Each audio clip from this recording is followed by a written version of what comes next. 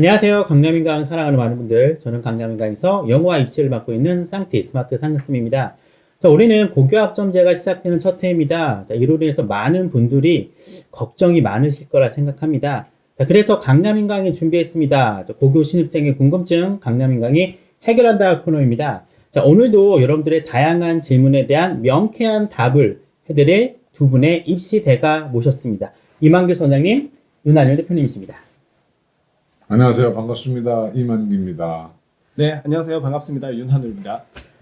두 분께서 올해는 굉장히 특별한 한 해일 것 같아요. 왜냐하면 입시도 많이 달라지고, 특히 이제 고교 학점제 같은 경우에는 거의 뭐 학교 시스템도 많이 바뀌고, 이로 인해서 2028 대입도 많이 바뀌는데, 혹시 이와 관련된 상담도 많이 하실 거라 생각이 들어요. 이만수 선생님 요즘 많이 관련된 상담하신 적 있으신가요? 사실 저희들은 바뀌는 건데요. 고1 친구들은 안 바뀌는 거죠. 그렇죠? 그러니까 고1 친구들은 크게 염려할 것이 없습니다. 사실 상담은 엄마들이 받는 거고, 애들의 입장에는 그냥 하던 대로 하시면 됩니다. 심플하죠. 네. 일단 학생들 같은 경우에는 어머니로부터 이제 입시 정보를 받기는 하잖아요. 네. 근데 실제로 이제 학교에서 좀 선택을 해야 되는 부분들이 좀 있습니다. 특히 이제 과목이라든지 이런 부분들. 그러니까 본인이 선택할 과목을 어떻게 이제 할 것인가에 대한 고민들은 조금 필요할 거고요. 이전과 큰 맥락상 차이는 없다라고 할 수도 있지만 본인의 진로를 좀 더 특화시킬 수 있는 과목들이 좀 많이 등장을 하고요. 특히 이제 공동교육과정이라고 해서 공동으로 이제 진행되는 여러 가지 수업들도 있고, 특히 이제 지방자치단체나 아니면 대학들에서 여러 가지 강의들을 좀 다양하게 제공하기도 합니다. 예를 들어서 뭐 파이썬이라든지 아니면 3D 모델링 같은 과목들이 충분히 이제 교과 안으로 들어올 수 있는 그런 여지들이 많기 때문에 본인의 진로에 따라서 그것을 어떻게 세팅할 것이냐, 거기에 대한 고민들은 조금 필요할 것 같습니다. 두 분 말씀 다 맞는 것 같습니다. 저도 이제 학교에 있으면서 아이라던가 학부모님께서 많은 질문을 하세요. 올해는 어떻게 해야 되는지. 저도 똑같은 말씀을 드리고 싶습니다. 환경 자체는 많이 변화가 있지만 학습량이라던가 학교 시스템 자체는 저는 오히려 지금 입학하는 학생들한테는 이전과 비교했을 때는 좀 줄어드는 감이 있기 때문에 그렇죠. 오히려 조금 더 유리하지 않을까 싶어요. 특히 이제 보통 우리가 입시라고 하면은 졸업생들이 훨씬 더 강하다라고 하잖아요. 근데 전 개인적으로는 이 아이들이 이제 2028이 되는 그때 해에는 역대 최악의 재수생이 나올 것 같은 예감이 들어서 바꿔 말하자면은 그런 이제 1학년 같은 경우에는 입시가 굉장히 깜깜해질 수 있지만 오히려 모두 다 평등하기 때문에 오히려 좋은 기회가 되지 않을까 생각이 듭니다. 여러분께서 이와 관련해서 많은 질문을 주셨는데요. 저희가 하나하나 짚어가면서 여러분들의 궁금증을 해결해 가도록 하겠습니다. 자, 일단 많이 나온 것 중에 하나가 1학년이다 보니까 아이들이 이제 1학년 때부터 진로를 어떻게 어떻게 해야 되나요? 라는 질문이 많은 것 같아요. 한 구체적인 로드맵이라는 게 있을까요, 소장님? 이제 과거에는 사실은 그 학생부 종합적인 경우에 이제 진로를 세워서 적성에 맞게끔 가는 것이 유리하다고 얘기했지만, 이게 이제 시스템이 변하면서 아무리 학점제고 그렇게 간다 하더라도 다양한 진로 탐색 과정이 중요하거든요. 그러니까 고1이면 고1, 고2면 고2, 고3이면 고3 때에 각각에 맞는 진로, 자기가 원하는 진로를 공부하면 그것이 최선이고, 제일 좋은 거야 뭐 하나로 쭉 나가면 제일 좋겠지만, 그러나 꼭 그렇지 않아도 상관은 없다. 그러니까 자유롭게 자기 적성에 맞게 선택하면 되겠다, 이 생각이 듭니다. 윤 대표님께서는 혹시 구체적인 상담 사례가 있을까요? 1학년 때 진로 로드맵에 대해서? 일단 여러 가지 상담을 할 때 되게 추상적인 게 조금 문제가 되는 경우는 있다라고 생각을 합니다. 그러니까 이게 세상에 진로가 워낙 많잖아요. 그리고 과도 많고, 그러면은 너 어디 갈래? 이러면 저 의대 갈래요. 저는 공대 갈래요. 이렇게 심플하게 이야기를 하는데, 이게 공대 안에도 되게 큰 스펙트럼의 차이가 있어요. 예를 들어서 이제 건축학과 같은 경우에는 공대 안에서 가장 좀 공대 안 같은 애들이 좀 많거든요. 미술이나 이런 부분에 어떤 감각이 뛰어난 애들이 많이 들어가고, 실제로 저희가 이제 진단 검사나 이런 거 해봤을 때 성향이 많이 달라요. 그러니까 예술가적 기질이 상당히 좀 큰 애들이 그쪽으로 들어가거든요. 그리고 이제 산업공학과 같은 경우에는 컴퓨터공학과만큼 코딩을 많이 하는 과 중에 하나인데, 걔네들은 되게 경영학과스러운 그런 특징들이 있어요. 그리고 일반적인 뭐 다른 과들 같은 경우에도 공대에서 뭐 기계공학, 전자전기 이런 쪽은 이제 물리 베이스로 가는 거고요. 생명 베이스 과목들도 있고, 이렇게 때문에 이게 단순하게 공대라고 해가지고 이게 똑같이 가느냐 그게 아니라는 거죠. 그러니까 건축학과 가는 친구들 같은 경우에는 디자인적인 요소를 좀 가미할 수 있는 그런 교과목들이나 아니면 그런 공동교육과정을 활용한 이런 전략들이 좀 필요할 것 같고, 그 외에 뭐 산업공학과나 이런 쪽은 파이썬이나 또는 이제 3D 모델링 같은 그런 내용들도 같이 포함될 수 있을 것 같다. 그래서 어떤 과를 가느냐, 같은 과를 가더라도 이게 좀 다르거든요. 왜냐하면 경영학과 같은 경우에 워낙 이제 폭넓은 학과잖아요. 그러다 보니까 거기에서 이제 회계나 이런 쪽으로 해서 좀 치밀하게 수치 중심으로 가는 친구들이 있고, 마케팅이나 이런 쪽으로 해서 좀 더 홍보에 관한 내용 내지는 심리학 또는 어떤 전략적인 부분들이 돋보이는 과들이 그 분야가 있거든요. 그러니까 같은 과를 간다고 해도 이게 나뉠 수 있는 그런 어떤 전략적인 차이가 있기 때문에 일단 본인의 꿈을 설정을 하고 거기에 따라서 과를 설정을 하고 그리고 이제 이런 과에 따라서 좀 교과목을 선택을 해야 좀 더 전략적이고 좀 더 효율적으로 가지 않냐. 만약에 그렇게 하지 않았을 경우에는 비효율이 좀 많이 증가할 수 있다라는 생각이 듭니다. 그리고 이제 뭐든지 척도가 중요한데, 전 그래서 수험생들이나 뭘 권하냐면 커리어넷이나 아니면 워크넷에 가서 진로성 검사를 한번 해보고, 또는 그 각 교육청에서 선택 과목에 대한 안내서가 자세하게 나와 있고 그걸 보시면 되는데 안 보고 걱정하는 거죠. 보고 하면 됩니다. 근데 이제 그런 진단검사 같은 경우에도 조금 문제가 있는 게 보면은 너무 질문 내용과 예측되는 정답이 너무 눈에 빤한 거죠. 그래서 이 진단도구 같은 경우에는 저희가 이제 위선적 답변이라고 이야기를 하거든요. 그래서 그런 부분이 조금 보완될 수 있는 그런 도구들이 좀 퍼블릭한 그런 사이트에 좀 등장을 하면 좋지 않을까라는 생각도 좀 있습니다. 보통 1학년 때 이런 고민을 하는 게 아이들이, 그러니까 1학년 때는 뭐 경영학과를 정했다가 2, 3학년 때 진로가 바뀌는 경우가 많잖아요. 그래서 이 경우에 대해서 아이들이 불이익을 당하면 어떡하나 걱정 때문에 이런 것 같은데, 진로가 바뀌었을 때 뭐 어떤 좋은 방법이 있을까요? 단언컨대 불이익은 없습니다. 왜냐하면 그 고1 때, 그러니까 고1 때 내 꿈이 교사였으면 교사에 맞는 활동을 하면 되는 거고, 고2 때 꿈이 변해서 의사면 의사에 맞는 활동하면 되기 때문에 꿈에 맞는 활동을 학년 해주면 됩니다. 그래서 그 교육과정상으로 사실 문제가 되지 않는다면 그 평가 기준에 나와 있습니다. 다양한 진로 탐색이 더 중요하다 나와 있으니까 불이익은 없습니다. 물론 하나로 쭉 가면 뭐 편리하긴 하겠지만 그렇지 않아도 된다. 이런 말씀드립니다. 저도 동일한 생각이고요. 교육이라고 하는 것 자체가 사실 결과물을 가지고 보는 것보다 그 성취를 이루기 위한 과정들을 많이 보는 그런 가능성을 점치는 부분들도 있고, 그 다음에 제가 좀 말씀드리고 싶은 거는 꿈과 진로는 다르거든요, 사실은. 그러니까 본인의 꿈을 가지고 이제 진로를 설정한다. 이런 부분들이 좋을 것 같고, 예를 들자면은 본인의 진로는 의예과로 잡는다 하더라도 본인의 꿈은 나는 의사가 없는 병원을 만들고 싶어요. 이게 이제 본인의 꿈인 거죠. 그러면 이걸 의대로 가서 실현할 수도 있고요. 또는 이제 공대 쪽으로 가서 이것을 실현할 수도 있거든요. 또는 경영학과를 가서 본인의 경영 능력을 입증해서 그걸 만들 수도 있어요. 그러니까 어떻게 보면 꿈이라고 하는 부분을 좀 집중을 하면은 학과는 도구이기 때문에 이런 부분들에 대한 스토리가 충분히 타당성 있게 갈 수 있기 때문에 꿈을 잘 설정하는 것이 상당히 좋지 않을까라는 생각이 있습니다. 결론을 읽은 것 같습니다. 1학년 때 굳이 막 진로를 구체적으로 정할 필요는 없다. 본인이 원하는 꿈을 향해서 대략적인 계획을 세우고 거기에 맞는 활동을 충실히 하면은 진로가 바뀌더라도 충분히 대학에 어필할 수 있다. 이런 그게 말씀입니다. 문제는 하나 있습니다. 뭐냐면 고등학교들이 고1 때 선택 과목을 정하면 고2, 고3 때 잘 안 바꿔줘요.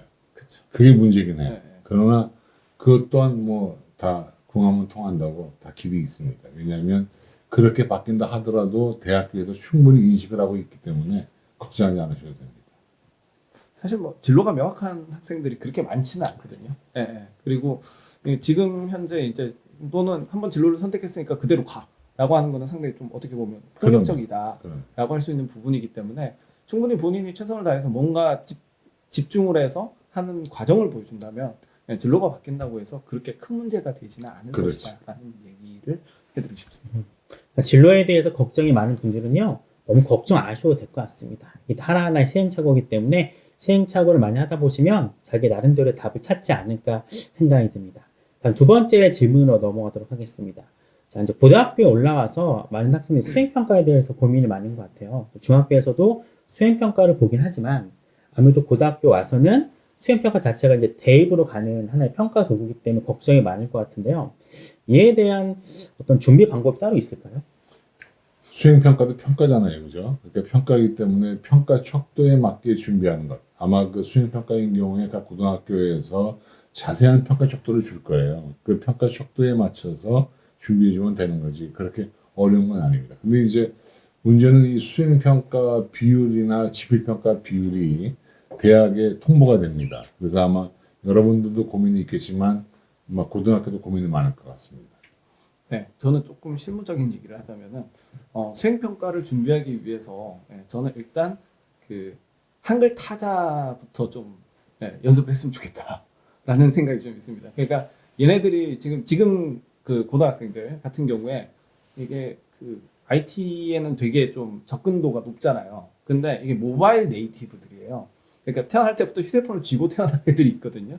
그러다 보니까 휴대폰 자판 속도는 엄청 빠른데 키보드 자판이 오히려 독수리 타법인. 특히 영타 같은 경우는 그게 더 심하거든요. 이게 어떤 영향을 미치느냐? 지금 수행평가 보고서를 내는 걸 워드로 칩니다. 워드로 치는데 이게 늦어가지고 이게 빨리빨리 진행이 안 된다는 거죠. 그런 부분에 문제가 있고, 그 다음에 PPT나 엑셀을 잘 다루지 않은 학생들이 또 이걸 만드는데 시간이 엄청 걸립니다. 그래서 사실 이거는 중학교 때 웬만큼 익숙하게 만들어 두는 게 상당히 좋지 않을까. 요거는 이제 형태적인 부분에 있어서 말씀을 드리는 부분이고, 수행평가에 있어서 가장 핵심적인 부분 중에 하나는 주제를 잡는 거예요. 어떤 주제를 잡을 것이냐. 역시나 이제 자신의 진로 주제와 같이 맞는 경우가 있죠. 근데 오히려 독이 될 수 있는 부분이 주제를 정할 때 너무 본인의 진로에 막 매몰돼서 하다 보면은 이게 또 진로가 바뀌었을 때 이게 또 무용지물이 되는 경우도 있고, 또는 그냥 학생부 전체를 봤을 때 얘네 이거 말고는 한 게 없어? 약간 이런 느낌이 들 수 있거든요. 그러다 보니까 진로 자체를 중심으로 간다기보다는 본인이 그 진로를 선택하기 위한 여러 가지 역량을 키운다 라고 하는 부분으로 진행하는 것이 가장 좀 적절하지 않을까. 힌트를 드리면 도움되는 자료 하나 알려드릴게요. 교육부 홈페이지에 가시면 고등학교 학생평가 안내서 가려고 토파복이라는 책이 있어요. 그 책에 보면 수행평가에 대한 자세한 유형과 대응 방법이 나와 있습니다. 모든 자료가 잘 되어 있으니까 고등학교 학생평가 안내서 가려고 토파복이라는 책이 있다. 다운로드 받으시면 됩니다. 수행평가를 이제 학교에서 이제 있다 보면은 수행평가 굉장히 몰리는 경향이 있습니다. 요즘은. 또 이제 학교 생활이라는 게 월별로 다 시즌이 있거든요. 3월달 같은 경우에는 신입생이다 보니까 별로 행사가 없어요. 4월달부터 수행평가가 많이 쏟아지는 때입니다. 왜냐면 5월달에는 중간고사가 있거든요. 그래서 보통 4월, 5월달에 중간고사 보고 행사가 많이 몰리죠. 6월달에 또 수행평가가 있기 때문에 좀 이제 학교 같은 경우에는 수행평가 날짜를 다 미리 공개하는 편이거든요. 그래서 수행평가 날짜를 그 한 과목 날짜만 보시면 안 되고요. 모든 과목의 수행평가를 다 파악을 하셔가지고요. 겹치는 날짜가 많습니다. 저희 학교 같은 경우는 심한 경우에는 어떤 분 같은 경우는 하루에 뭐 4과목씩 겹치는 것도 있기 때문에 그것도 조금 좀 고민을 해봐야 될 것 같아요. 교사시니까 네. 교사들이 좀 이렇게 나눠주면 안 돼? 날짜. 이게 나누려고 요즘 많이 해요. 왜냐면 부담이기 때문에. 근데 이게 딱 학교 일정이라는 게 대부분 정해져 있습니다. 보통 3월달부터 수행평가를 보기에는 배운 게 없기 때문에 그렇지. 힘들고 네. 보통 4월달에 많이 수행평가 시작을 해요. 근데 5월달에 중간고사를 보기 때문에 중간고사 본 다음부터 수업 시간에 진도를 나가야 됩니다. 기본적으로 모든 수행평가가 원칙이 수업 그렇죠. 시간에 하는 게 원칙이기 때문에 미리 해올 수가 없어요. 그러다 보니까 이제 따로 진도를 나가임에도 불구하고 수행평가를 날짜에 잡아야 되기 때문에 사실상 보면은 한 일주 사이밖에 없어요. 보통 대부분 다. 그러다 보니까 그래도 많이 좀 모르는 나눠주시면 편이다. 감사하겠다. 그래서 요즘은 되게 이제 IT가 많이 발전해서 네. 달력 같은 거를 다 공유하셔가지고 겹치면 좀 바꾸시는 경향도 있긴 합니다. 아유, 바람직합니다. 그래서 이게 수행평가 비율이 요즘 또 더 높아지거든요. 올해 같은 경우에는 25%, 내년에는 30%, 그다음 35%, 5%씩 이제 올릴 계획이 있기 때문에 조금 더 많은 부담이 될 것 같다 생각이 듭니다. 더군다나 이제는 수행평가 비율이랑 수행평가 명까지 대학으로 넘어가기 때문에 그렇죠. 더 많이 신경을 써야 될 건 그렇습니다. 맞는 것 같아요. 상가쌤이 계신 학교는 좋은 학교라서 되게 그런 경우도 있기는 한데, 이게 제가 이제 경험해 본 바에 따르면은 일단 지방으로 가면 갈수록 특히 이제 학종에 무관심하면 할수록 연말정산하는 데가 있어요. 학기 말에 갑자기 확 몰립니다. 12월 되면 저희가 피투하면서 애들 상담을 해요. 선생님 주제 뭐 잡아야 될까요? 뭐 이런 식으로 하거든요. 네, 그래서 이게 학교마다 약간 사정이 다르기 때문에 네, 그 부분은 이제 미리미리 좀 대비를 하면 좋지 않을까. 그리고 선생님마다 이게 또 받아들여지는 그 내용이 좀 다르거든요. 그 어떤 선생님은 아예 수행평가를 아예 뭐 진행하지 않으시는 분도 있고, 그 다음에 학교 같은 경우에 실질적으로는 타이틀은 수행평가인데 전혀 수행평가스럽지 않은 그런 미션이 나오는 경우도 있기 때문에 그런 부분들은 이제 학교에 맞춰서 대비를 좀 철저하게 해주시면 좋을 것 같고, 학생이 그냥 관심이 있는 경우에는 미리 선생님 좀 찾아가서 거기에 대해서 좀 여쭤보는 것도 일종의 방법이지 않을까라는 생각을 합니다. 아까 윤현님께서 이제 IT 능력을 말씀하셨는데 네. 이렇게 워드 프로세서를 이용해서 수행평가 제출하는 것도 있고, 상당수도 많은 그 과목들은 직접 지필로 보는 게 또 많아요. 그래서 네네. 요즘 아이들 글씨를 보면은 정말 많이 못 쓰거든요. 현장에 제가 보면은 딱 답안지를 받아봤을 때 이게 도대체 무슨 글자일까. 네. 그래서 채점을 할 때 아이를 불러서 네. 자, 이게 무슨 글자인지 읽어보렴 해서 읽지 못하면 네. 바로 이제 감점을 주는 경우가 많습니다. 그래서 좀 고등학교 때 올라오면은 서술형 평가에 연동되긴 하는 건데, 많이 이제 직접 써야 되는 경우가 네. 많거든요. 그래서 좀 글씨를 조금은 연습을 하고 오면 좋을 것 같긴 해요.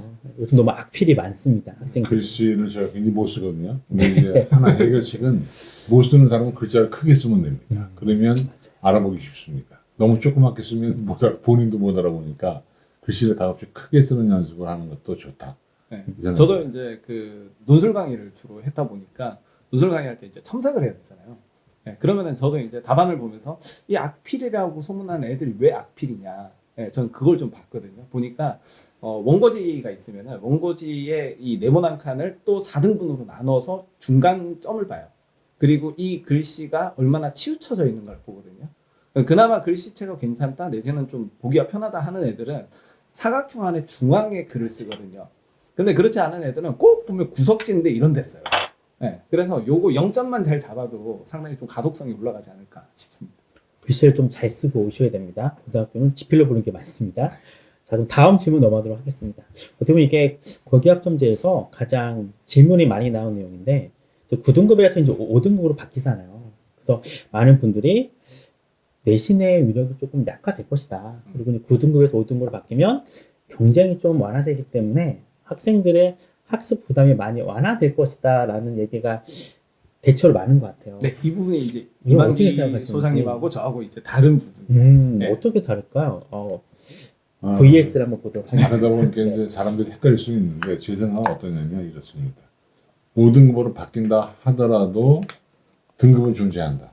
그리고 과거에는 공통과 일반 선택만 등급이 나왔지만 지금은 전 과목이 다 나오는 데다가 체육, 예술, 교양, 과학과 사회 융합 선택 과목만 등급이 안 나온다. 그리고 문제는 지금의 2등급까지가 앞으로 1등급이 될 거기 때문에 1등급을 못 받으면 지금 현재 학생부 교과전형 이런 거에도 2등급 때는 대학을 명문대학을 못 가잖아요. 그런 상황이기 때문에 1등급에 못 들어가면 나락으로 떨어진다. 따라서 내신 오히려 학습 부담은 줄었다고 하더라도 심적인 부담감은 늘 것이다. 이렇게 저는 보고 있어요. 제가 보는 관점은 일단 그 1등급이 4%잖아요. 근데 의대 정원이 4%가 안 되거든요. 예. 그렇기 때문에 그럼 의대 가려고 그러면 1.00도 부족하다라고 할 수 있지만 실제로 보면은 1.x까지도 가고, 올해 같은 경우에는 2025학년도 의대 정원이 갑자기 늘어난 이 여파로 지금 수능 체제가 되게 중요해지면서 지방에 있는 지역 인재 같은 경우에는 교과 전형인데 2등급이 뚫리거든요.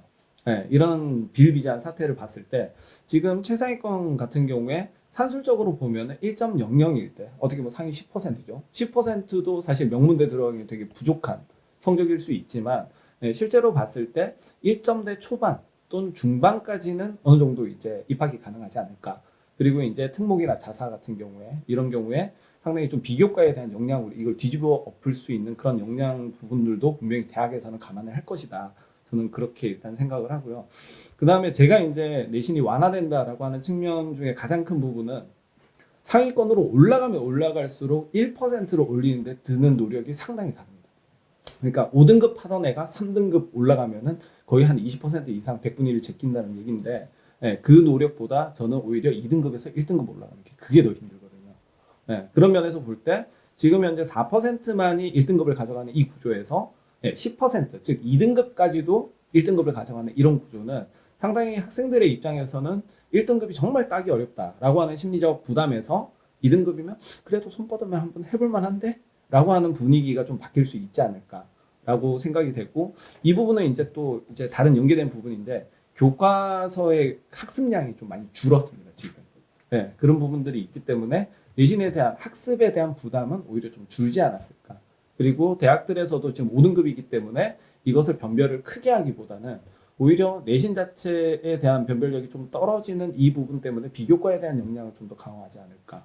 네, 이런 예측을 하고 있습니다. 지금 대학들의 입장을 가만히 보면 그렇습니다. 이제 학생부 교과 전형은 별 문제가 안 돼요. 근데 이제 종합지원은 문제가 되는 것이 뭐냐면 이게 5등급 시대로 변하다 보니까 이 수험생들 자체가 그러니까 이 종래 2등급 했던 친구들은 유리해진 거고 종래 1등급 했던 친구들은 좀 불리해진 거 아닙니까? 오히려 점수가 깎여 등급이 내려온. 그래서 지금 대학들은 성취도별 비율, 그다음에 평균, 원점수 이걸 가지고 어떻게 고등학교 수준을 판별할까에 대해서 고민이 많단 말이에요. 네. 근데 그렇게 하다 보면 내신의 비중이 그렇게 저는 준다고 볼 수는 없다. 그래서 이제 비중이 굉장히 커진다.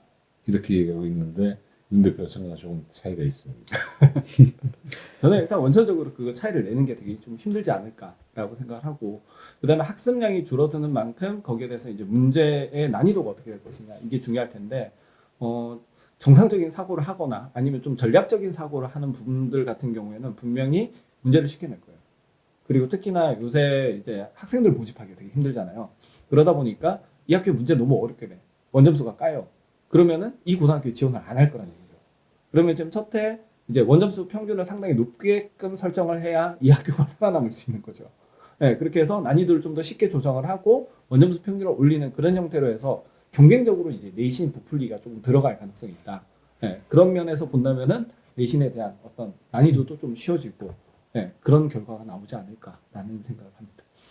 저 이제 많은 학교를 가는군요. 많은 학교 요 점에 대해서 많이 고민하더라고요. 기존에 이제 학교 시험 문제 같은 게 소위 얘기한 내신형 문제가 어떻게 나쁘게 하면 쪼잔한 문제가 많잖아요. 그쵸. 근데 그게 이제 학교 입장을 들어보면은 이제 1등급, 4% 1등급을 내기 위해서 어쩔 수 없다. 네. 그래서 수능 문제에 비해서 확실히 약간 학교의 내신 시험 문제가 약간 굉장히 지역적이고 많이 들어갔는데 이제 이게 10%로 확 늘다 보니까 그거에 대한 부담은 확실히 줄어든다라고 말씀을 하더라고요. 그래서 정말로 그 100점을 맞기 위한 문제는 더 이상 출제를 안 해도 될 것 같다. 가장 큰 문제는 학교에서는 1등급이 문제가 아니라 새로 도입되는 최소 성취 수준 때문에 이게 40점이거든요. 네. 40점을 맞지 못하면 이 아이가 이수를 못하기 때문에 결국에는 이제 내신은 완화도 있지만 최소 성취 수준 40점을 맞추게 해야 되기 때문에 전체적인 문제는 이전에 비해서는 확실히 좀 더 많이 쉬워질 것 같긴 해요. 100점에 대한 부담도 없기 때문에. 번거롭겠죠. 네. 괜히 낮재생 많이 나고 맞아요. 뒷감당을 네. 해야 되니까 그럼 서류 처리가 또 얼마나 복잡할까요? 좀 쉽게 최소 될 수밖에 성취는 없는. 도달을 못해도 사실은 보충 수업을 통해서 다 이수를 시켜주니까 그 문제는 안 되는데 문제는 학습량이 준다 그래서 어차피 그 테두리 안에서의 경쟁이잖아요. 그렇죠. 그게 문제가 되는 거죠, 사실. 그러니까 이게 뭐 그 국가기관이 얘기하는 것처럼 뭐 외부 평가가 아니라 내부 평가니까 그들끼리의 리그라 용인하고 용인하고 서초고면 서초고 쇠하면 쇠하고 내에서의 경쟁이니까 뭐 학습량에 관계없이 치열할 수밖에 없다. 이 생각을 제가 가지고 있습니다. 근데 이제 특목 자사 같은 경우에는 만약에 인원수가 150명이다. 그러면 기존에 4%로 잡았을 때는 6명일 텐데, 예, 이걸 갖다 10% 1등급으로 하면은, 예, 이게 15명까지도 되는 거죠. 그러니까 6명 대 15명. 그 1등급을 받는 학생들의 숫자가 2배 이상 늘어난다는 얘기죠. 예, 이렇게 되면은 확실히 이제 자사 같은 경우에 좀 내신에 대한 불리함 때문에 거기 지원을 좀 꺼리고 이런 부분들이 있는데, 거기에 대해서 이제 불리함이 상당히 좀 완화될 수 있는 그런 부분들이고, 예, 결과적으로는 이제 내신에 대한 어떤 그 좀 변별력이 좀 많이 사라지지 않나라는 생각을 하는 거죠. 일반고가 이런 걱정을 하더라고요. 예전에 이제 교과 전형은 내신의 비중이 크니까 아무래도 이제 일반고 리그였죠. 네. 근데 이 고교학점에 가면은 5등급제로 바뀌기 때문에 이제 현재 내신 100으로 뽑는 교과 전형은 사라질 거다. 그래서 어떤 분들은 지금 현재 학종 서류형이 교과 전형 대체될 거고 네. 면접을 보는 게 학종으로 바뀔 거다. 만약 이렇게 되면은 이제 경희대, 동국대, 공대 스타일의 이제 교과로 네. 바뀌는 거잖아요. 네네. 그러면 진짜 일반고끼리 리그였던 교과 전형에 자사고 특목고도 들어올 수 있는 여지가 있지 않을까요? 충분히 그렇죠. 크다라고 저는 생각을 합니다. 그러니까 교과만으로는 더 이상 변별이 안 안 된다. 되니까. 왜냐하면은 제가 생각해 볼 때 1.00이 붙어서 학교 가는 라인이 서영고 중경 예시까지예요. 제가 볼 때. 네, 건동원까지도 1.00 합격자가 나올 수 있다라고 보거든요. 그러니까 1.00 받았는데 누구는 건대를 가고 누구는 서울대를 가고 이런 상황이 발생을 할 거라는 거죠.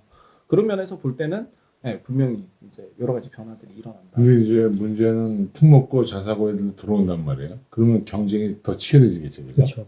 그러면 거기에서만 1등급을 못 받으면 경쟁이 떨어질 수밖에 없는. 이러니까 어떻게 보면 최상위권의 경쟁은 좀 완화된다고 치더라도 그 라인선상의 경쟁은 더 커진다.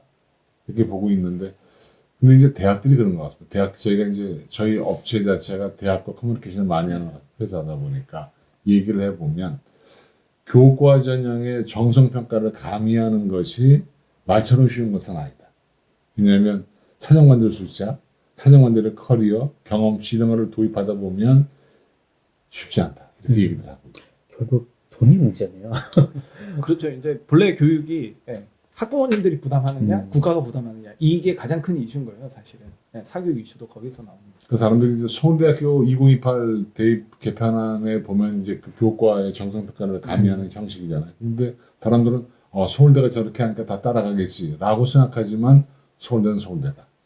다른 데는 그럴 만한 능력이 못 된다 이렇게 판단하시면 됩니다. 왜냐하면 사정관의 숫자 자체가 서울대학하고 다른 대학하고 차원이 다르고 또 서울대학은 워낙 좋은 애들이 많이 오기 때문에 면접도 강화하고 다 이럴 수 있지만 다른 데는 그렇지 쉽지 않다는 것이고 또 하나 사실 이제 좀 얘기가 빗나갑니다만은 올해 정시 모집인 경우에 교과 성적을 반영했던 대학들의 입결이 그렇게 높지 않습니다.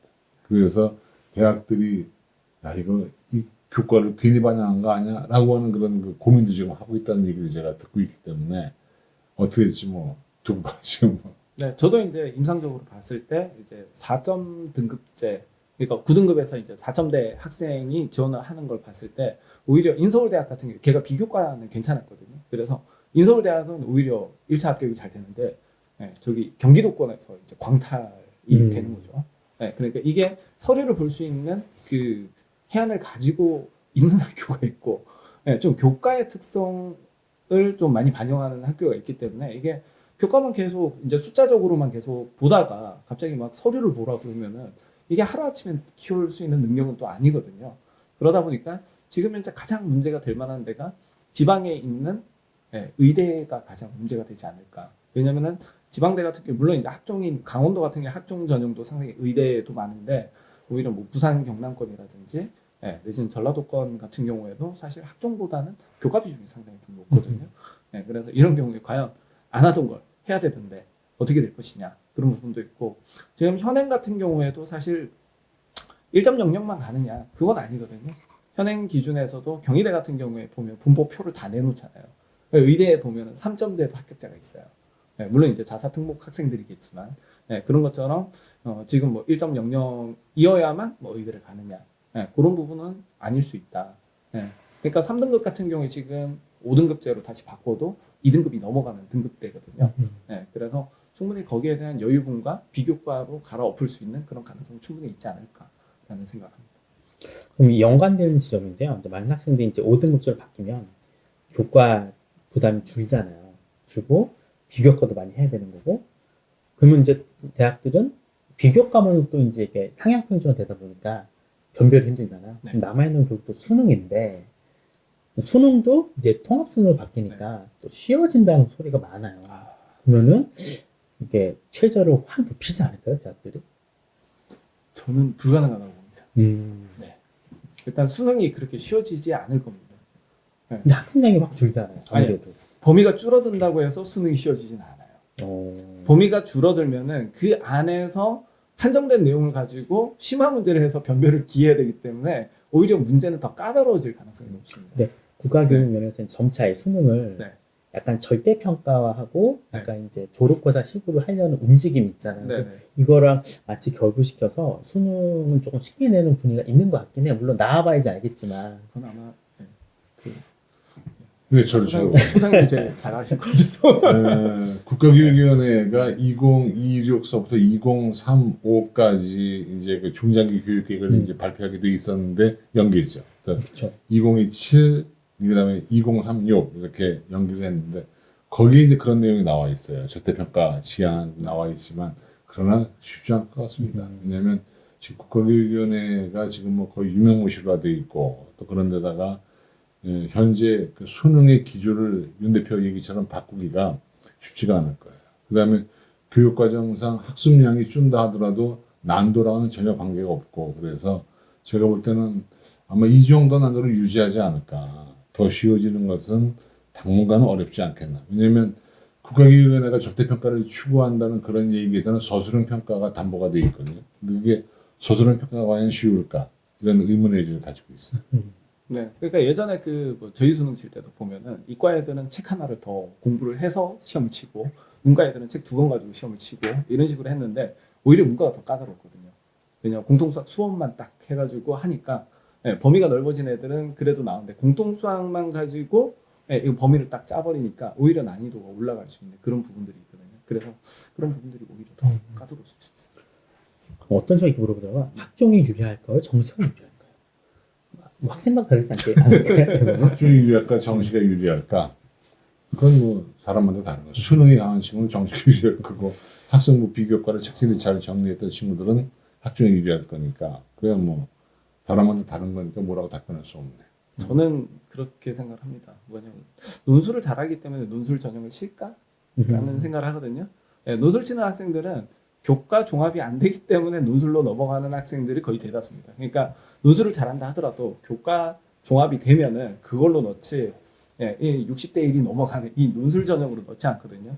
그러니까 학종 정시도 똑같다고 봐요. 왜냐하면 지금 2028 개정 교육과정 같은 경우에는 결국 메인 자체가 이제 학종이 메인이라고 보거든요.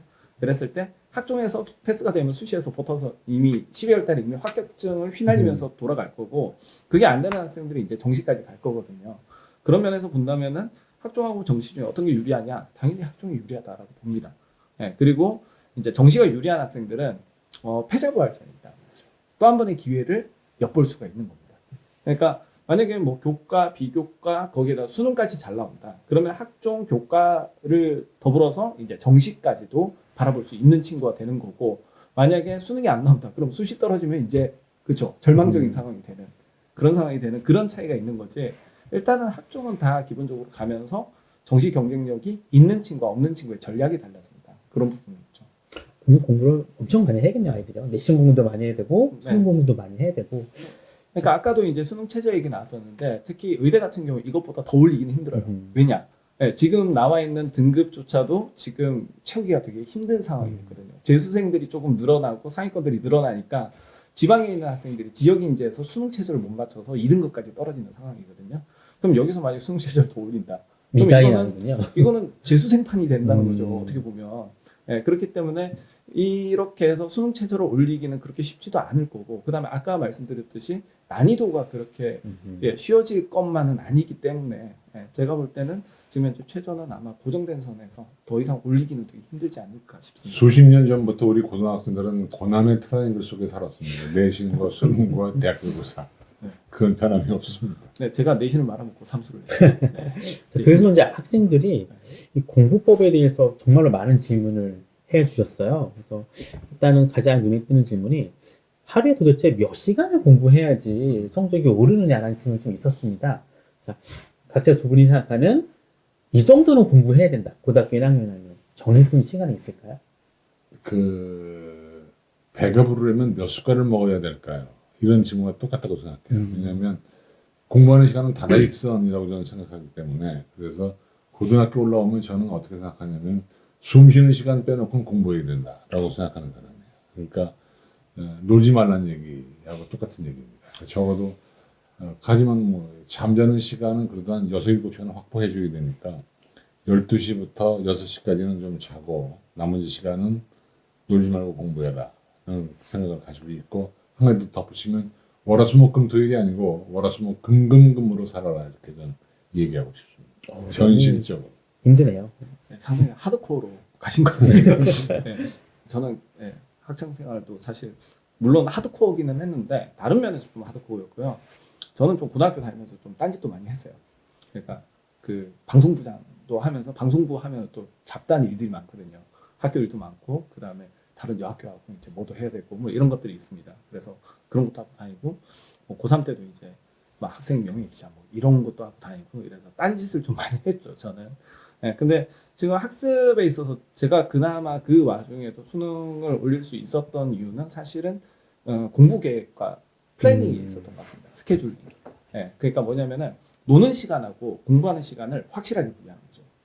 지금 친구들이 가장 취약한 게 아마 그게 아닐까라고 생각을 하거든요. 그러니까 공부하려고 태블릿을 폈는데 막 내 친구한테 카톡이 왔어요.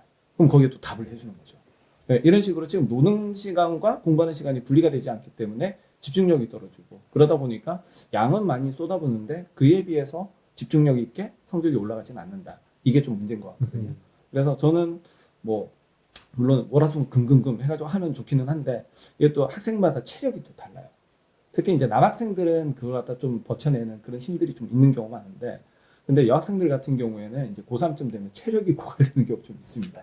네, 그러다 보면 졸리고 만성피로에 시달리고 막 몸이 아프기 시작하고 이런 경우가 있거든요. 네, 그래서 저 같은 경우에는 저는 오히려 집중력의 싸움이 좀 필요하지 않을까. 그러기 위해서는 일정 관리를 명확하게 해야 되고 그중에 가장 핵심적인 부분은 일어나는 시간과 자는 시간을 고정시키는 거예요. 네, 대개 보면 애들 3시까지 딴짓만 하거든요. 네, 그거는 체력이 되는 경우만. 아침에 6시 반에 일어날 수 있는 경우에만 하는 거지. 제가 체력도 안 되는데 거기까지 해가지고 하면 분명히 학교 가서 자거든요. 그럼 또 이제 그래서 놓고 이제 집에 오면 또 이제 쌩쌩해져요. 그럼 또 새벽까지 딴짓하다가 이 악순환이 반복되는 거거든요.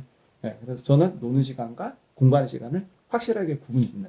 네, 그러니까 노는 시간을 딱 그냥 주말 오전 3시간 딱 이렇게 정해두는 거예요. 그리고 거기에 대해서는 부모님도 이제 협의를 할 필요가 있죠. 이 3시간은 내가 뭔 짓을 하더라도 노터치. 네, 이런 식으로 약속을 하고 나머지는 이제 집중력 있게 공부한다면 오히려 그게 더 좋은 성과를 나타낼 수도 있지 않을까. 제가 고등학교 교사가 된 게 1986년부터거든요. 네. 그때부터 교사를 해보고 느끼는 바는 뭐냐면 네. 사실은 그 집중력의 문제라든가 계획표 짜는 거 이것들은 사실은 공부 잘하고 머리 좋은 애들이 잘 짜.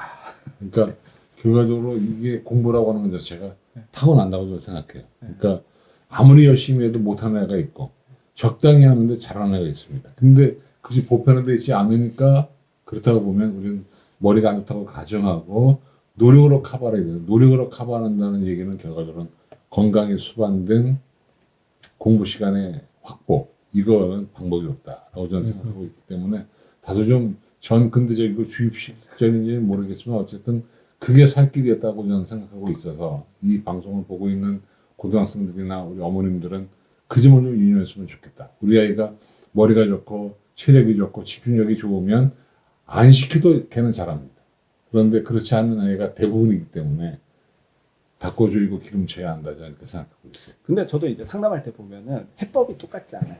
그러니까 뭐냐면은 되게 좀 최상위권이고 애 자체가 애살이 되게 많아서 더 하려고 하는 학생들 같은 경우에는 제가 계속 뭔가를 하지 말라 그래요. 네, 너 컨디션 안 좋으신다. 너 체력도 안 좋은데 이거 해가지고 어떻게 하려고 그러냐. 계속 빼려고 그러거든요. 네, 근데 뭐 관심이 있는 둥 없는 둥 하고 피드백도 잘 없고 그다음에 공부하는 티도 안 나고 뭐 하라 그러면 절대 안 하고 뭐 이런 친구들 같은 경우에는 그냥 계속 잔소리를 하게 되죠. 너 왜 이거 안 하냐? 꾸준하게 해라. 계획적으로 해라. 이런 식으로 가게 되거든요. 그러니까 이 아마 등급 때마다 공부하는 방식이 일부 다르다. 예, 요 부분 같은 경우에도 거기에 대해서 동의를 하는 부분이고, 그러니까 5등급이 공부하는 방식, 그다음에 2등급이 공부하는 방식, 요 방식은 상당히 좀 다를 수 있고, 2등급 같은 경우에 집중력이 중요한 거죠. 근데 5등급 같은 경우에는 왜 5등급이냐? 공부 습관이 안 잡혀 있기 때문에 5등급인 거예요. 그러니까 일단은 습관 잡는 것부터 해야 되고, 그러려면 이제 정시에 자고 정시에 일어나는 요 연습, 그다음에 좀 책상에 앉아 있는 연습. 요게 일단 기본적으로 양쪽으로 필요한 거는 맞죠. 고등학교 제가 담임을 하면서 우리 학생들을 지도해 보면 공부하라고 하라도 안 하는 친구가 있는가 하면 말 안 해도 꾸준히 안 해서 공부하는 친구가 있더라고요. 결국은 이제 엉덩이 붙이고 있는 시간에 교훈 성적은 비례하는 것 같다는 생각을 가지고 있습니다. 여기 한 가지 덧붙이자면 공부할 때는 휴대폰을 자신의 이제 같은 공간에 두지 말라고 하거든요. 열심히 공부하려고 해도 바로 앞에서 카톡이 올리는 순간 저는 그 어떤 집중력도 깨진다라고 얘기를 해요. 그래서 한 가지 부탁드리고 싶은 거는 공부하겠다라고 마음을 먹은 그 순간부터 휴대폰은 같은 공간에 있으면 안 된다고 생각을 합니다. 그래서 만약 집에서 공부할 경우에는 과감하게 휴대폰을 부모님께 맡기는 것도 저는 좋은 방법이라고 생각을 합니다. 제가 시대에 맞지 않는 얘기 하나 할까요? 제가 딸이 둘이 있는데 저희 두 딸은 대학 수학 능력 시험 끝난 다음 날 휴대폰을 사줬습니다. 휴대폰이 요즘은 없었습니다. 상상할 수 없는 일인데. 상상할 수 없죠. 상상할 수 없는데 의외로 그런 친구들이 있습니다. 그런 친구들은 굳이 뭐 이렇게 학습법이 따로 필요 그러니까, 없어요. 그러니까. 의지가 너무 충만한 친구들이기 때문에 근데 이런 말씀 드리면 남들이 전 근대적이라고 얘기하는데 그랬습니다. 저도 이제 사실 이거는 좀 딜레마일 수도 있고 되게 뭐 어떻게 보면 너무 이상적이지 않냐 뭐 이런 부분들인데 사실 저는 이제 코딩도 애들 좀 가르치기도 하고 그 다음에 좀 카톡을 통해서 애들이랑 소통을 좀 많이 합니다. 네, 그러다 보니까 그냥 카톡 피드백이 없으면은 좀 그래요. 네, 애들한테 좋은 걸 좀 던져주고 이제 뉴스 기사라든지 아니면 논문이라든지 이런 부분에 대한 정보를 공유를 하는데 그런 피드백이 없는 경우에 물론 이제 공부한다고 그런 걸 수도 있죠. 그리고 지금 현재 과연 이게 그래서 일장일단이 있겠죠. 집중력의 차원에서는 이걸 멀리하는 게 맞는데 근데 IT 도구를 통해 가지고 공부할 때 활용할 수 있는 방안도 되게 많거든요. 그러니까 잘만 활용을 하면은 충분히 좋은 시너지를 낼 수 있는 데다가 거기다가 지금 이번에 들어가는 교육과정이나 이런 부분들이 AI를 중심으로 지금 많이 이루어지고 있거든요. 그래서 이런 걸 접근하려면은 분명히 태블릿이나 뭐 이런 부분들이 좀 필요한데 과연 이게 그러니까 이걸 금지시켜야 될까 자율성에 맡겨야 될까 이 부분은 조금 딜레마적 상황이 아닐까라는 생각도 들어요. 저 개인적으로는 그러니까 아이들이 요즘 집중력이 엄청 없는 것 같아요. 특히 이제 1등급 공부 잘하는 학생과 못하는 학생의 그 격차가 양극화도 엄청 심하다고 생각이 들거든요. 학교 보면은 예전에는 중간층이 되게 많았는데 요즘은 그 뭐 빈부격차 중간층이 없잖아요. 네. 공부도 중간층이 없어요. 등급은 나오는데 그렇죠. 그래서 대부분 보면은 등급대가 낮은 친구들은 대부분 다 뭐 태블릿을 이용해서 공부는 합니다. 하는데 이게 태블릿을 공부 인강을 듣다가 어느 순간 유튜브를 보고 있어요. 뭐 태블릿 이용해서 수학 문제를 풀다가 또 다시 유튜브를 보고 있습니다. 그래서 개인적으로 본인이 만약에 의지가 좀 부족하다고 생각이 들면은 이렇게 피드백을 줘서 피드백이 통하는 친구들이라면 저는 이런 걱정 안 해도 된다고 생각을 해요. 근데 대다수의 아이들은 요게 있는 순간 되게 공부할 의지를 많이 꺾인다라고 생각하는 주의라서 약간 등급이 안 나오는 친구들은 과감하게 옛날 방식으로 종이로 공부하고 종이 문제집 보고 하는 게 조금 더 집중력을 향상시키고 공부 시간을 확보하는 방법이라고 저는 생각하고 있거든요. 외국 책 가운데 포노 사피엔스라는 책이 있어요. 우리 요즘 애들은 휴대폰을 끼고 태어난다는 얘기인데 그래서 휴대폰을 잘 쓰게 가르치자라고 얘기하지만 이게 쉽지 않잖아요. 네.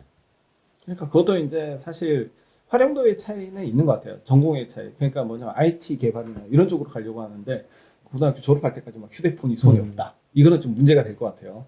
그리고 결국 이제 개별적으로 본인이 좀 욕구가 약하다. 욕구에 대해서 좀 이게 제어가 약하다라고 하는 학생들은 좀 멀리하는 게 오히려 도움이 될 수 있고 오히려 이 부분을 좀 잘 활용해서 공부에 활용하는 친구들이나 뭐 딴짓을 하는 것 같아도 이게 좀 다른 부분의 딴짓. 그러니까 예를 들어서 내가 이제 공부를 해야 돼서 이제 거기에 관련 유튜브를 찾아보다가 알고리즘 타고 가다가 또 한국사나 뭐 약간 그 세계사적 에피소드 이런 거 보면 되게 재밌거든요. 그런 거에 빠져서 딴짓으로 가다가 뭐 그 공부에 시험을 쳐야 되는데 좀 딴짓을 한다든지 이런 부분의 딴짓은 저는 그렇게 부정적으로만 보지는 않습니다. 성적에 조금 위해를 갈 수는 있지만 오히려 그것보다 훨씬 더 많은 것들을 배울 수도 있기 때문에 사실 저는 자율성이 기반한 그런 내용을 좀 선호하는 편이긴 합니다. 강남인강 상근쌤 영어 수업 보다가 갑자기 중증 외상센터로 바꿉니다. 전 동시에 보는 친구도 많습니다. 그럼 이게 약간 이어지는 건데요. 요즘 이제 워낙 공부할 루트가 많잖아요. 현강도 많이 듣고 인강도 워낙 이제 가격 대비 가성비가 있기 때문에 인강 되는 친구들도 있고 아니면 혼자서 문제를 보고 친구들도 있는 것 같아요. 뭐 각각의 방법에 따라서 또 효과적인 방법이 있을 수 있을까요? 일단 인강 같은 경우에 가장 큰 단점은요. 본인이 알든 모르든 그 시간을 계속 보고 있어야 된다는 단점이 있지만 그걸 좀 커버할 수 있죠. 현강보다는. 현강은 그냥 플레이 계속 가야 되잖아요. 그렇죠. 예, 멈출 수가 없죠. 돌려먹기. 이것도 안 되니까. 예, 근데 이제 인간 같은 경우에는 일단 뛰어넘기가 좀 되기는 한다. 예, 그런 부분에 어떤 장단점이 좀 있을 것 같고 단점은 그거죠. 이제 집중이 좀 많이 떨어진다. 예, 감시하는 사람이 없기 때문에 예, 아무리 지가 졸아도 모니터를 보고 조는 거하고 강사가 막 피투하면서 침 튀기고 있는데 조는 거는 좀 이게 분위기가 다르거든요. 그러다 보니까 예, 뭐 인강이랑 현강이랑 사실 똑같은 내용이라 하더라도 현강을 선호하는 애들이 있는 이유는 바로 거기에 있지 않을까라고 생각을 하고요. 근데 이제 인강 같은 경우에는 결국 이제 사전 정보가 되게 중요하죠. 왜냐? 수많은 인간들이 있잖아요. 현강은 사실 지리적 위치에 따라서 들을 수 있는 과목과 없는 과목이 확실하게 나오기 때문에 그 부분은 어떻게 보면 선택의 폭이 그렇게 크지 않지만 인강은 진짜 수많은 강좌들이 있기 때문에 어떤 강의를 들을 것이냐에 대한 사전 정보가 상당히 좀 중요합니다. 네, 그리고 자기 주도적으로 하는 친구들, 그러니까 의지가 강한 친구들, 뭔가 배우겠다라고 하는 의지가 강한 친구들은 충분히 이제 인강 활용이 가능하지만 그렇지 않은 학생들, 그러니까 멘토가 좀 필요한 부분들. 수업 듣다 보면 문의사항이 너무 많이 나는 거예요. 그러니까 인강 같은 경우에는 그 피드백 받고 하는 시간이 어마어마 걸리잖아요, 시간이. 네, 근데 이제 선생님이 옆에 있는 경우, 이런 경우는 충분히 그걸 해소할 수 있기 때문에 네, 본인이 어느 정도 한 중위권 정도 되는 학생들이 인강에 가장 잘 먹힌다고 봅니다. 오히려 하위권 학생들은 좀 개별적인 멘토링이 좀 많이 필요하고요. 상위권들 같은 경우에는 오히려 인강 자체가 너무 보편적인 컨텐츠이기 때문에 그들이 좀 요구하는, 그들이 풀고 싶어하는 그런 문제들이 등장할 가능성이 조금 낮기 때문에 중위권들이 가장 잘 활용이 되지 않을까라는 생각을 합니다. 소장님께서는 저희 대한민국에서 인강 1세대시잖아요. 그렇죠. 네. 또 아이들의 변화를 보는 좀 더 감회가 새로우실 것 같은데. 저는 이렇게 생각해요. 공부를 못하면 현강이 낫다. 공부를 잘하면 인강과 자습이 낫다. 이렇게 심플하게 얘기하고 싶은 것이 공부 못한 친구들은 인강 들으면 10분을 못 넘겨요. 근데 공부를 잘하는 친구들은 통제력이 있긴 한데 근데 문제는 사실은 공부를 잘하든 못하든 자기 학습 시간이 있어야 되는데 현강 들으면 현강 숙지하느라고 정신도 못 차리고 또 최근에 보니까 유명 강사들은요 강의실마다 이쪽 강의실은 사람 실물이 있고 이쪽 강의실은 모니터를 보더라고요. 그럴 바에 뭐하러 인강같이 현강 들어가는지 모르겠지만 그 분위기가 또 좋고 또 나눠주는 유인물이 좋다 그러는데 유인물 다 구할 수 있어요. 굳이 저는 현강에 목매지 말라고 당부하고 싶은 것이 제가 현강, 인강을 해본 결과로 드리는 말씀입니다. 근데 이제 애들 입장에서는 이제 백색 소음이라고 하잖아요. 네, 그 강의실의 분위기에 나오는 그렇죠. 그런 음향 효과가 또 있죠. 네, 그런 부분들도 그런 것 같고, 그 다음에 제가 이제 실에 이제 있으면서 애들 이제 빠져나갈 때, 수능 치고 나서 애들 짐을 빼잖아요. 네, 그러면서 제가 이제 애들 짐을 한 번씩 훑어봐요. 네, 버리고 간 것들 이렇게 보면은, 되게 깨끗합니다. 무슨 얘기냐면은, 강사들이 컨텐츠 경쟁이 불붙듯이 일어가지고 컨텐츠를 되게 많이 내요. 그러니까 어떻게 보면 국어 강사는 국어가 최고의 과목이니까 엄청나게 내주죠. 그럼 그 다 풀어야 될 것 같잖아요. 수학도 그렇고 모든 과목이 그래요. 근데 문제는 뭐냐면은 제가 볼 때 거기 있는 문제 다 풀면은 대학을 못 가요. 왜냐하면 자기 혼자서 주도적으로 공부할 시간이 전혀 없어지는 거거든요. 그러니까 오히려 필요한 거는 발췌해서 푸는 거죠. 본인이 조금 모자라다 싶은 거를 갖다가 제대로 알고 그 분야의 내용만 좀 집중적으로 풀어주는 거. 그러니까 여기서 공부하는 데서 가장 중요한 게 메타인지라고 이야기를 하죠. 내가 뭘 모르는지 아는 단계가 돼야 되는 그런 부분이 좀 필요하지 않나 싶습니다. 제가 메가스터디 있을 때 경험을 해보면 완강률이 60%가 안 됩니다. 그러니까 60%가 친구들이 되게 높은 건데. 끊어놓고 안 듣는 거예요. 네네네. 요즘 그래서 그 뭐라 하죠? 돈 한 번 내면 쫙 그냥 듣는 거 프리패스. 네. 이거 효율적이지 않습니다. 그냥 낱개로 들으시는 게 훨씬 효율적입니다. 인간업체가 돈 벌기는 되게 좋은 거죠. 깨알같이 강남인강으로 홍보 한번 해볼게요. 강남인강은 공교육에서 만든 엄청난 좋은 인강입니다. 굉장히 저렴한 가격으로 수많은 좋은 강의 들 수 있고요. 강남인강은 오셔가지고요. 각 선생님들의 커리큘럼을 보시면은 아주 상세하게 효과적인 공부법을 아실 수 있을 거라 생각이 듭니다. 자, 다시 본론으로 돌아와서요. 네. PPL이었나요? 네, 그렇습니다. 자, 이렇게 묻는 친구가 있네요. 문제를 많이 푸는 게 좋은가요? 예전부터 있었던 것 같아요. 어떤 학부모는 문제를 많이 풀었더니 시중에 있는 문제를 다 풀었더니 난 성대를 보냈다. 이런 말이 있을 정도로 문제를 많이 풀면은 좋다는 얘기가 많은데 진짜인가요? 양측이냐 질 권리냐의 문제잖아요. 근데 그건 사실은 뭐라고 단도직입적으로 얘기하기는 어려운 것 같아요. 그러니까 공부 잘하는 친구들은 기본기가 돼 있으니까 많은 양의 문제를 풀어도 상관이 없는데 공부를 못하는 친구들은 양치기 한다고 시험 넣는 것이 아니라 어떤 문제 하나 정확히 푸는 게 중요하거든요. 근데 정확히만 푼다고 되는 건 아니에요. 그러니까 이게 사실 저는 거기에 대한 답변을 능력은 없는데 어떤 양치기와 질관리가 적절하게 섞여야 돼요. 저도 저희 집 아이를 길러보니까 이게 수학을 시켜보니까 수학을 문제를 오랫동안 푸는 연습을 해오다가 학원에 가서 막 푸니까 성적이 샥 치고 올라가더라고요. 그래서 양치기와 질관리는 적절한 조화가 필요하다. 근데 그 조화가 어느 선이냐라고 하는 것은 말씀드릴 능력은 없습니다. 저는 저희 진단 검사 한번 해보다 보면은 애들의 패턴을 좀 분리를 하거든요. 그러니까 직관적으로 보는 친구들이 있고요. 경험적으로 들어가는 친구들이 있고 약간 연역적으로 들어가는 친구들이 있어요. 경험적으로 들어가는 친구들은 본인이 개념 강의를 러프하게 듣고 문제를 통해서 개념을 잡아요. 네, 그렇게 해서 틀려가면서 그렇게 이제 익숙한 친구들이 있고 어떤 친구들은 개념을 빡세게 익히고 나서 확인 용도로 문제를 푸는 친구들이 있어요. 네, 그거는 어떤 정답이 있다기보다는 그냥 본인의 그 공부하는 스타일인 거예요. 네, 저 같은 경우에 만약 뭐 국어 문제를 푼다 이러면은 어떤 친구들은 이제 문제를 먼저 보고 문항이 어떤 게 나왔는지를 먼저 확인을 한 다음에 그 다음에 이제 제시문에 들어가서 어떤 걸 중점적으로 읽어야 되는지 그렇게 국어에 접근하는 친구들도 있는데 저 같은 경우에는 제시문을 그냥 다 읽고 나서 문제를 봐야 이게 풀리거든요. 왜냐면은 저는 이게 단기 기억력이 되게 낮아요. 네, 그래가지고 문제를 먼저 보고 제시문 들어가잖아요. 문제 뭐 봤는지를 까먹어요. 네, 그것보다는 흐름으로 되게 일단 먼저 제시문을 보고 그러니까 오히려 처음 이제 제시문을 읽는데 그 속도를 좀 높이는 거죠. 그렇게 하고 나서 문제를 풀면서 다시 확인하듯이 이렇게 가는 게 그게 또 맞는 경우도 있더라고요. 그러니까 이게 뭐 국어에만 해당되는 게 아니고 여러 가지 문제에 있어서 어떻게 보면 문제를 통해서 개념에 접근하는 친구들도 있고 개념을 통해서 문제를 확인사살하듯이 이렇게 하는 친구들도 있기 때문에 이거는 본인이 한번 해보고 어떤 문법이 적절한가 거기에 따라서 문제를 통해서 개념을 접근하는 친구들 같은 경우에는 문제량으로 승부하는 게 오히려 좋을 수도 있습니다. 근데 개념적으로 접근하는 친구들은 문제량보다는 하나의 어려운 문제를 갖다 놓고 본인이 풀어낼 수 있는 힘을 키우는 게 훨씬 더 좋지 않나. 저는 그런 생각을 합니다. 자기 분석을 되게 많이 해야겠네요. 자기에게 맞는 학습법이 있고 네. 진로도 마찬가지고 전형도 많잖아요. 본인도 굉장히 분석을 많이 네. 하고 그래야지 좋은 대학을 갈 수 있을 것 같아요.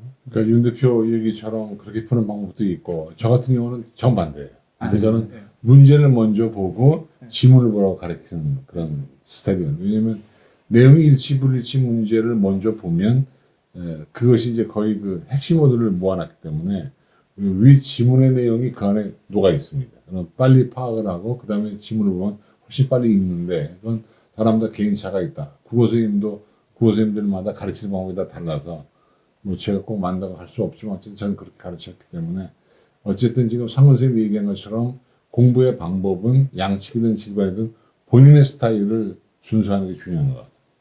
그러니까 사실 공부를 한다는 것 자체가 이제 본인이 뭐 성적 올리는 거 되게 심플하거든요. 본인이 취약한 거 막아내면서 올라가면은 성적이 분명히 올라요. 근데 문제는 어디를 막아야 될지 모르는 게 그게 가장 큰 문제거든요. 그래서 공부를 한다는 거는 사실 엄청난 자기 성찰이 되게 좀 필요하다. 그래서 이제 오답 노트 하는 게 내가 어떤 게 취약한지 그걸 보는 게 오답 노트이기 때문에 그런 거고 단순하게 틀린 문제를 모아놓는 것보다는 내가 이 문제를 왜 틀렸는지 그리고 내가 지금 현재 가장 핵심적인 문제가 뭔지를 갖다 발견할 수 있는 눈이 필요한 거거든요. 그러니까 그거는 그냥 단순하게 모아놓는다고 해서 되는 게 아니라 어쨌든 본인의 어떤 학습 목표치 그걸 갖다 명확하게 설정을 하고 거기에 대한 열의와 열망을 담아서 공부를 하다 보면은 충분히 그 해법이 보이거든요. 그러니까 좀 안타까운 애들은 공부를 하는 데 있어서 공부하는 법을 공부하는 학생들 그런 학생들이 되게 많습니다. 그래서 맨날 유튜브 보면 공부하는 법만 봐요. 그래서 어떻게 하면 성적이 빨리 오른다. 근데 정작 공부를 안 해요. 그게 가장 큰 문제지 않을까 이런 생각을 합니다. 결국 공부를 많이 물어본 것도 아이들이 결국 좋은 성적을 얻기 위해서 물어보는 것 같아요. 근데 아이들이 고등학교 왔을 때 제일 먼저 보는 시험이 이제 3월 학평이거든요. 그래서 올라오는 고리들이 이 3월 모의고사에 대해서 굉장히 신경이 쓰이나 봐요. 그래서 이 3월 모의고사에 대해서 어떻게 대비하면 좋은지 한번 한 가지 알려주시면 좋을 것 같습니다. 3월 모의고사 시험 보면 중학교 교육과정입니다. 그렇죠. 그러니까 중학교 교육과정을 복습할 필요는 없고 그동안 방학 때 얼마나 공부했냐를 보는 건데 일단은 그 시험 범위에 대해서 한 번 좀 훑어보는 게 좋을 것 같아요. 왜냐하면 사실 3월달 모의고사 성적이 담임선생님들 뇌리에 박힙니다. 그래서 그때에 확실한 이미지를 심어주려면 잘 보긴 잘 봐야 되는데 일단은 뭐 전년도 3월달 문제들을 좀 쭉 풀어보면 도움은 됩니다.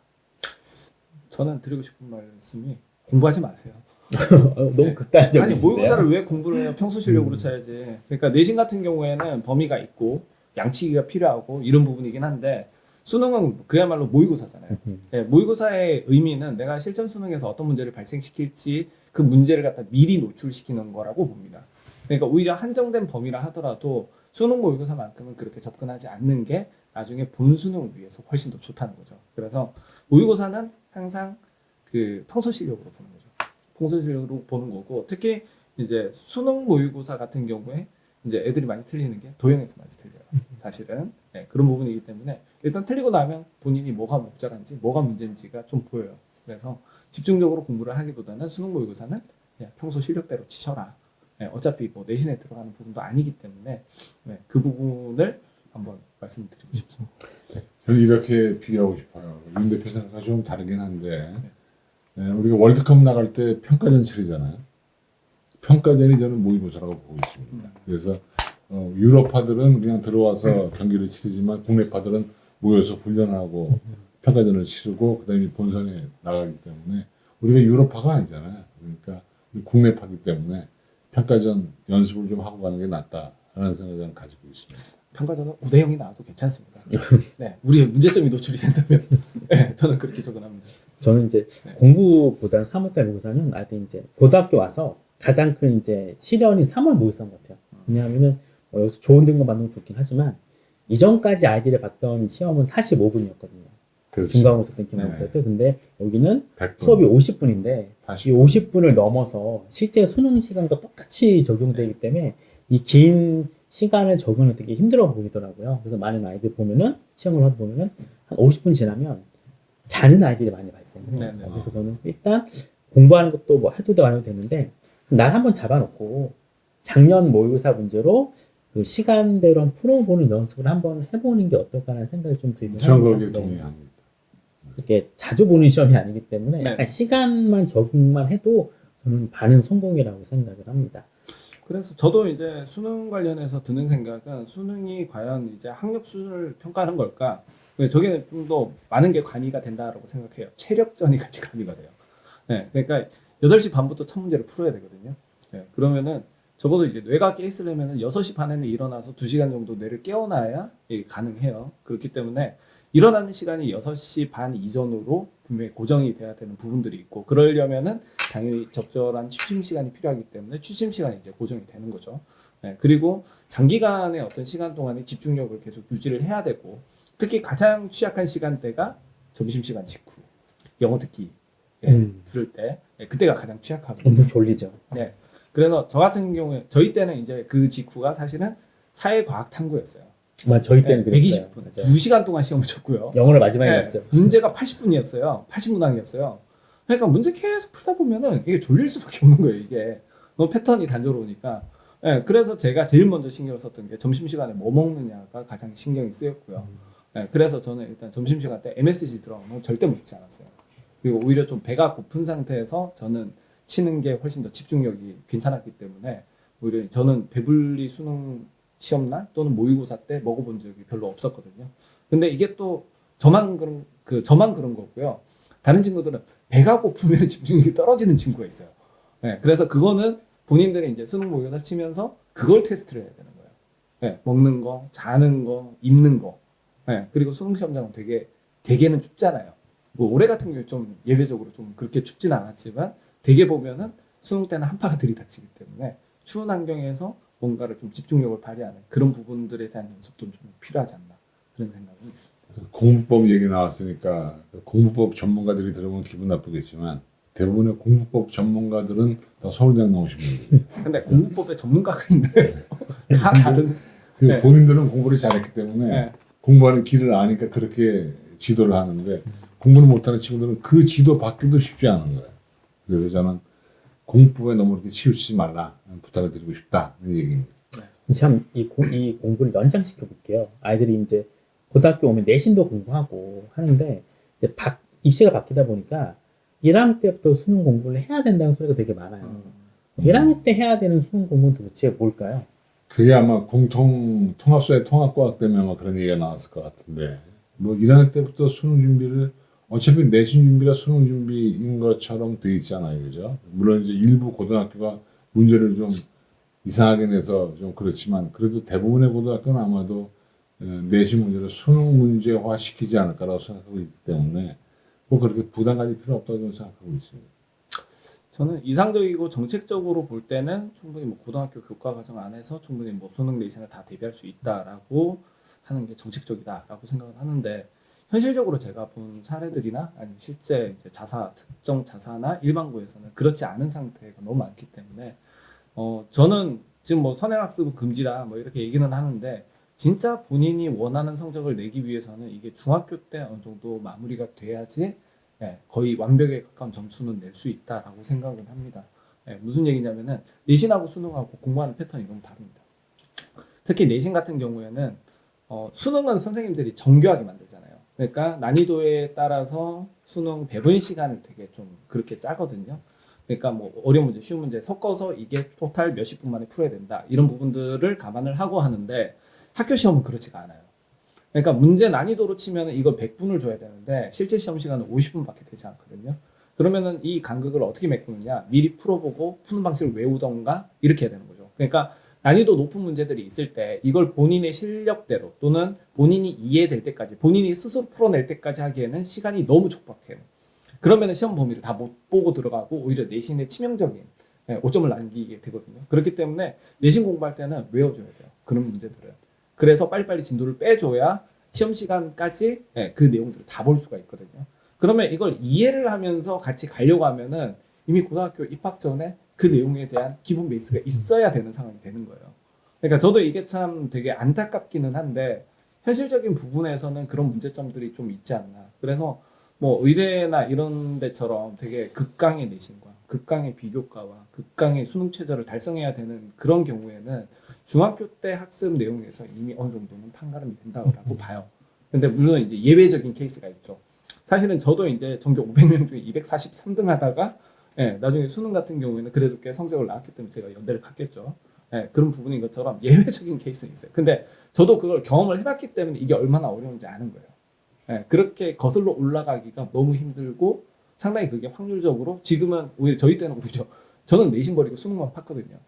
그랬지만 지금은 내신도 잡아야 되는 상황이잖아요. 지금 애들이 해야 될 게 훨씬 더 많아요. 그래서 시간적인 부분에 있어서 과연 실패의 여유를 갖다 과연 두게 하는 그런 부분이냐라고 봤을 때는 상당히 좀 빠듯한 스케줄이 되지 않을까라는 그럼 생각이 1학년 때부터 어느 정도는 해야 된다. 네. 이런 식이군요. 이제 저희 거의 마무리 시간이 됐는데, 네네. 하나 좀 재미난 질문이 있어서 네. 두 분께 들어볼게요. 저희는 다 야자를 강제로 했던 거잖아요. 그래서 야자를 중학교 때는 안 해보죠. 고등학교에서는 지역에 따라 이제 하는 데가 되게 많아요. 서울에서도 하는 데가 하는 데가 있고, 야자를 꼭 해야 될까요? 제 고등학교 교사를 제가 17년 정도 했는데 그때는 야자를 강제로 할 때니까 제가 담임 교사로 맡으면 제가 3월 초에 이렇게 얘기합니다. 담임선생님은 야자에 대한 신앙이 있다. 이렇게 얘기하면 뭐 답이 나오지 않습니까? 야자를 열심히 하면 성적이 올라가는데, 문제는 고등학교 교사들하고의 관계가 좋아야 돼요. 교사들이 감독하지 않으면 안 됩니다. 그러니까 스스로 하는 야자는 효과가 크지 않습니다. 그래서 제가 볼 때 조금 주입식이긴 한데, 담임교사가 앉아서 임장지도라는 한도 내에서는 야자가 효율적인데 자기네끼리 내버려두면 집에 가서 하는 게 더 낫습니다. 요즘은 교실에서 안 해요. 그러니까 요즘은 이제 다 따로 도서관에 모아놓고 거기에도 교사가 있어요. 교사가 다 있어요. 요즘 그러면 효과적이죠. 교사가 한 명이 네. 뭐 그 도서관 전체를 관장하는 시스템. 그러면 괜찮아요. 근데 요즘은 좋아서 애들끼리 내버려두면 안 됩니다. 해야 된다. 무조건 일단. 저는 뭐 약간 좀 나이를 먹어서 그런가 하여튼 저는 해야. 그리고 제가 성공사를 많이 봤어요. 수도 없이. 야자를 잘했던 친구들이 좋은 대학 가는 걸 제가 봤기 때문에 저희는 일종의 신앙이니까 간증하지 않습니까? 간증. 근데 윤 대표는 생각이 좀 다른 거예요. 이게 사실 제가 고등학교 다닐 때 이만기 소장님이 그때 EBS 강의하고 계셨거든요. 그래서 그거 녹화된 거 보면서 제가 공부를 했는데 선생님하고 학생하고 있는데 그 열심히 가르치려는 선생님과 도망 다니려는 학생의 입장이 되는 것 같아서 되게 좀 그렇긴 한데 저는 야자 같은 경우에 충분히 도움은 된다라고 생각을 해요. 근데 제가 이제 고등학교 때 야자가 정말 그 빡빡한 학교였거든요. 그래서 1학년들도 10시, 11시까지 잡혀 있고 항상 그렇게 돼 있었고 제가 고3 때 막상 이제 학원을 좀 다녀야 되겠다라고 했더니 선생님이 12시까지 하고 가라. 그래서 제가 수능날까지 그렇게 학원 갔다 오고 나서 12시까지 학교에서 하다 갔거든요. 근데 공부의 효과라고 하는 부분은 분명 이제 야자 시간에 떠드는 놈들도 많고요. 자는 놈들도 있고 그다음에 공부하는 애들도 있어요. 근데 일단 야자라기보다는 자율학습 시간은 분명히 좀 필요하다. 그 부분은 있는 것 같아요. 그러니까 대형 유명 강사분들도 대체적으로 보면은 수업 많이 듣지 말고 자습 시간을 좀 늘려라. 그런 식으로 많이 말씀을 하시거든요. 그러니까 아까 문제라고 말씀하셨던 그 사례 학원 수업 듣고 거기에 과제 풀다 보면 시간 다 지나가 있고 자기 주도적으로 뭔가를 할 시간이 전혀 없거든요. 근데 대체적으로 공부해 본 사람은 알죠. 본인이 공부하지 않고 남들이 매겨준 거는 분명히 이거는 탈이 나도 탈이 나거든요. 자기 게 아니라는 거죠. 자기 걸 만들기 위해서는 만약에 저는 그렇게 비율을 잡아요. 수업을 30을 들었으면 70까지는 본인이 되새김질을 할 시간이 필요하고 확장을 본인이 주도적으로 할 시간이 필요하다. 그래서 이게 뭐 야자를 꼭 해야 되나? 야자는 안 해도 되죠. 대신에 자율학습은 해야 되죠. 그 야자가 저는 아까도 얘기했지만 그런 것 같습니다. 떠드는 놈을 통제할 수 있는, 자는 사람을 깨워줄 수 있는 교사가 임장지도가 되면 야자는 효율적이다. 근데 그렇지 않으면 쉽지 않다. 내 생각을 가지고 있기 때문에. 근데 요즘에도 야자 하나요? 그러니까 요즘 지역마다 다른데 지방 쪽은 약간 요즘은 예전에 비해서 덜하긴 하지만 강제 야자가 있어요. 있는데 수도권 쪽 특히 서울 같은 경우에는 강제 야자는 없습니다. 그렇죠. 없고 그러면 이제 말이 많이 나오죠. 아이들이 이제 대부분 진짜 완벽하게 선택에 의해서 그리고 요즘 학교가 공사에 되게 많이 하는데 가장 신경 쓰는 장소가 바로 도서관입니다. 그래서 이 도서관은 이제 시중에 나오는 스터디 카페 있죠. 스터디 카페식으로 많이 바뀌어가지고 일단 환경 자체는 공부를 할 거면 스터디 카페보다는 학교에서 왔다 갔다 하는 시간도 줄이니까 하려 하면은 학교에서 하고 아니 그 외 스케줄이 있으면 스케줄에 따라서 유동적으로 하는 게 저는 제일 베스트라고 생각을 합니다. 저희 때까지만 해도 그 야자 시간 효과음이 왜 그 자다가 걸려가지고 나와 있다가 대걸레로 맞는 친구들 효과음이잖아요. 그런 살벌한 분위기 안에서 공부를 했는데 요새는 상당히 그 정독실, 저희 때 이제 정독실이라고 이야기를 했는데 요새는 또 뭐 도서관 뭐 이런 식으로 얘기하는 경우도 많은데 상당히 요새는 쾌적한 환경이 됐더라고요. 엄청 쾌적해요. 전설에 나오는 얘기를 제가 하나 해드리면 제가 옛날에 담임 교사를 할 때 하루에 2번 출근하는 남자였어요. 한 번은 아침에 출근해서 퇴근하고 EBS 가서 촬영을 하고 다시 또 학교에 돌아와서 밤 11시 반까지 교실 임장지도를 하고 또 토요일 날은 당연히 아이들을 불러냈고 일요일 날은 종교활동 시간은 오전까지 한정하고 오후에는 학교에 나서 공부시키는 이런 생활을 했는데 지금 뭐 그건 전설이 됐습니다만 어쨌든 그렇게 하니까 보편적인 수험생들은 공부하는 시간 확보가 되니까 성적이 좀 올라가더라고요. 그래서 저는 그래서 야자에 대한 신앙이 있다고 얘기했지만 전설입니다. 긴 시간 동안 많은 질문에 대한 답변을 해주셨는데요. 이제 마무리를 해야 될 시간이 된 것 같습니다. 고등학교를 맞이하는 신입생들에게 한마디씩 조언을 해주시면 좋을 것 같아요. 윤 대표부터 먼저 하시죠. 일단 뭐 중간에도 나왔었는데 저는 이번 뭐 2020 개정 교육과정 그리고 지금 2028학년도 대입이나 이런 부분에 있어서 가장 핵심적인 부분 두 개를 꼽는다라고 하면은 진로 중심의 어떤 학습 체계, 그 다음에 AI에 관한 내용, 두 가지를 좀 꼽습니다. 그랬을 때 가장 중요한 거는 일단 진로에 대한 설정, 좀 더 디테일하게 이야기하자면 꿈을 가지는 게 좋지 않을까. 그러니까 뭐 지금도 이제 볼멘 소리를 하는 애들이 있어요. 뭐 고3 되는데 아씨 가고 싶은 데가 없는데 뭘 또 과를 갖다 정해서 진로를 잡고 뭐 이걸 하라 그러냐, 이건 너무한 거 아니냐라고는 하지만 제가 볼 때 꿈이 있는 친구들이 확실히 발전에 대한 목표치가 높습니다. 그리고 공부에 대한 의지를 갖다 북돋을 수도 있고요. 그래서 저는 이제 학생들이 지금 현실은 녹록치 않죠. 근데 1학년 때는 본래 진로 진학할 때 진로 희망학과 학교 써봐라. 그러면 서울대 뭐 이렇게 쓰잖아요. 네, 서울대 의대 딱 이렇게 쓰고 하듯이 과만으로 잡지 말고 좀 더 넓은 세상을 보면서 본인의 꿈을 좀 키워나갔으면 좋겠어요. 근데 본인의 꿈을 가지는 것 자체도 되게 힘든 게 세상을 알아야지 꿈을 키울 수가 있거든요. 네, 세상에 어떤 문제가 있고 그리고 어떤 부분에 있어서 내가 역할을 할 수 있는지를 판단을 해야 되기 때문에 본인의 꿈을 가져라 라고 하지만 사실 그게 상당한 공부를 좀 필요로 한다는 거. 그래서 그쪽을 한번 보시면 좋지 않을까라는 생각이 있습니다. 저는 이렇게 생각합니다. 우리가 최근에 쇼트트랙 하는 경기를 봤는데 기회주든 아니면 스피드 스케이팅이든 사실은 겨울 훈련 때 웨이트 트레이닝을 하잖아요. 그죠? 그래서 저는 어떤 전형으로 대학을 가든지 간에 기초 체력을 기르는 게 중요하다. 그 기초 체력은 바로 뭐냐? 국어, 수학, 영어에 대한 교과 지식이다. 이렇게 저는 얘기하고 싶습니다. 아주 고루하죠. 1시간 반 정도 여러분들 질문을 두 분께서 굉장히 명쾌하게 답을 내려주신 것 같습니다. 혹시 더 많은 질문 사항이 있으면요. 강남 인강에 좋은 강의가 있고요. 좋은 선생님이 계시니까요. Q&A 게시판 가셔가지고요. 각 교과별 학습법, 좋은 공부법을 물어보시면 강남 선생님께서 친절하게 답을 해주실 거라 믿습니다. 정말 수고 많으셨고요. 함께 해주신 두 분도 감사하다는 말씀 드리겠습니다. 고맙습니다. 감사합니다.